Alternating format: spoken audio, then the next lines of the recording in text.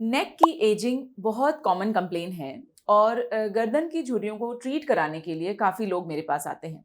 अब हम जब बात करें एजिंग की तो हम फेशियल एजिंग की तो हमेशा ही बात करते हैं कि हम क्या कर सकते हैं अपने फेस को यूथफुल बनाने के लिए। सर्जिकल या नॉन सर्जिकल या थ्रेड लिफ्ट, फिलर्स, हम काफ़ी सारी चीज़ों के बारे में बात करते हैं। लेकिन नेक एक ऐसा एरिया है जो कि स्किन केयर में भी बहुत ऑफन नेग्लेक्टेड रहता है और बहुत बार हमारा स्किन केयर जो है वो जॉलाइन तक आके ख़त्म हो जाता है, जबकि ऐसा नहीं होना चाहिए। और हमारे स्किन केयर में या जब भी हम कोई भी एंटी एजिंग सॉल्यूशंस ढूंढ रहे हैं या कर रहे हैं, उसमें फेस और नेक एक साथ ही ट्रीट होना चाहिए, तभी हमारी यूथफुल लुक कंप्लीट होती है। इस वीडियो में मैं नेक एजिंग और उसके सॉल्यूशंस के बारे में डिस्कस करूंगी। आते हैं हम पहले नॉन इन्वेजिव सॉल्यूशंस के बारे में। पहले ये समझते हैं कि नेक एजिंग के पीछे क्या रीजन है। अब हम देखें अगर तो नेक का जो एरिया है ये एक बहुत ही बड़े मसल का एरिया है जिसको हम प्लेटिज्मा कहते हैं। और प्लेटिज्मा के ऊपर जो स्किन है वो एक पतले से फैट लेयर से इस प्लेटिज्मा के लेयर से सेपरेटेड होती है। तो ऑब्वियसली ये तीनों लेयर्स में चेंज आ रहा है जब हम एज हो रहे हैं। तो जब हम फैट लॉस करते हैं इस एरिया से या इन जनरल जब एजिंग में हो जाता है फैट लॉस, तो क्या होता है कि जो नेक के बैंड्स हैं वो क्लियरली दिखने लगते हैं। या फिर इवन इफ अगर हमारा फैट लेयर और स्किन लेयर ठीक है तो भी कभी कभी हमारा जो नेक का बैंड है वो प्रोमिनेंट हो जाता है। तो एक तो हुई मसल की बात। अब सेकंड आते हैं हम फैट लेयर की बात पे। उसमें जब फैट का एरिया लॉस हो जाता है तो जो नेक की जो मसल्स की मूवमेंट है वो स्किन पे नजर आने लगती हैं। तो स्पेशली जब हम बोलते हैं या हम जब एनिमेट करते हैं तो ये वाला जो हिस्सा है नेक का, उसमें हमें दिखने लगता है कि पतले पतले बैंड्स की मूवमेंट बहुत ही ज़्यादा नज़र आने लगी है। अब आते हैं स्किन पे। तो ऑब्वियसली स्किन में एजिंग तो होती ही है, डर्मल एजिंग भी होती है, कोलाजन कम होता है एज के साथ साथ। तो जो सुपरफिशियल रिंकल्स हैं, फाइन लाइंस हैं, वो भी अपीयर हो जाती हैं जैसे जैसे हम एज करते हैं उसके साथ ही। तो अब हम इसको डिवाइड करते हैं अर्ली नेक एजिंग और एडवांस नेक एजिंग में। अर्ली नेक एजिंग में आप डेफिनेटली नॉन इन्वेजिव तरीकों का सहारा ले सकते हैं। अगर हमें फाइन लाइन से छुटकारा चाहिए तो हम CO2 लेज़र, MNRF इनका सहारा ले सकते हैं।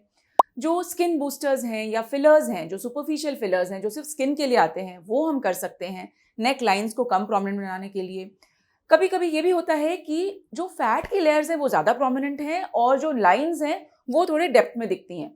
तो हम ये जो फैट का एरिया है उसको डिसॉल्व भी कर सकते हैं, लेकिन इसको बहुत ही केयरफुली करना है क्योंकि हमें ज़्यादा फैट लॉस भी नहीं करना।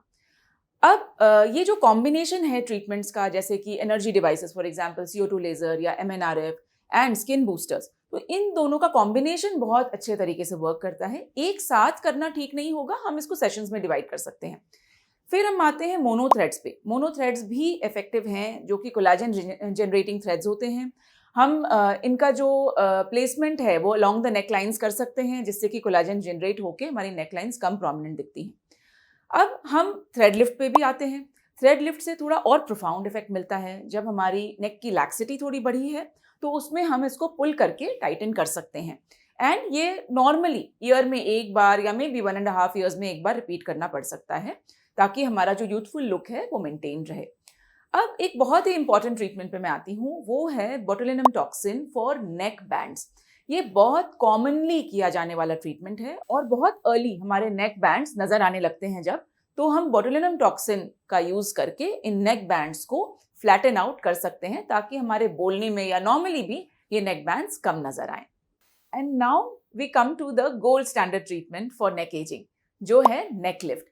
हम नेक लिफ्ट अलग से भी कर सकते हैं, बट इसका जो बेस्ट इफेक्ट है वो फेस लिफ्ट के साथ आता है, क्योंकि हम जब ऑल टुगेदर ट्रीट करते हैं कॉम्पोजिट लिफ्ट में, जब हम डीप प्लेन फेस लिफ्ट करते हैं तो उसमें जो फेस का एरिया है वो भी लिफ्ट हो जाता है, नेक का एरिया भी लिफ्ट हो जाता है। जो एक्सेस स्किन है वो कान के पीछे हम एडजस्ट कर देते हैं, जो एक्सेस स्किन है उसको हटा देते हैं।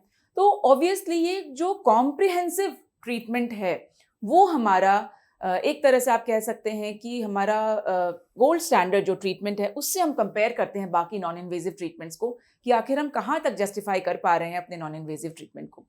ऑब्वियसली नॉन इन्वेजिव ट्रीटमेंट एक अलग पैरेलल है, सर्जिकल एक अलग पैरेलल है। कुछ पेशेंट सर्जिकल नहीं कराना चाहते और वो नॉन इन्वेजिव तरीके से ही चाहते हैं कि हम जितना ज़्यादा से ज़्यादा हो सके यूथफुल लुक पाएँ। ये भी पॉसिबल है, लेकिन हाँ, आपको थोड़ा रिपीट इन्वेस्टमेंट्स इसमें करनी होगी, लेकिन बहुत अच्छा रिजल्ट नॉन इन्वेजिव से भी आ सकता है।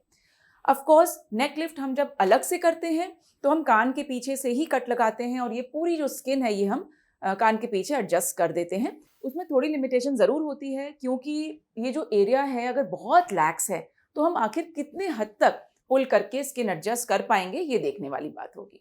तो आई होप कि इस वीडियो से आपको कुछ क्लैरिटी मिली होगी। नेक एजिंग पे उसके रीजंस क्या होते हैं, उसका ट्रीटमेंट्स क्या हम कर सकते हैं, वेदर हम नॉन इन्वेजिव करवाएंगे या इन्वेजिव करवाएंगे, क्योंकि ये एरिया ऐसा है कि अगर आप फेशियल एंटी एजिंग करते हैं तो नेक को हम भूल नहीं सकते। और ये कॉम्प्रिहेंसिव ट्रीटमेंट होना चाहिए ताकि आपको एक एंटायर यूथफुल लुक मिले, ना कि सिर्फ फेस यूथफुल रहे और नेक एजेड दिखती रहे। So I hope that you like this video. If you like this video, do share this information with your friends and family, and do subscribe to our channel SB Aesthetics, because we keep posting very interesting content on our channel.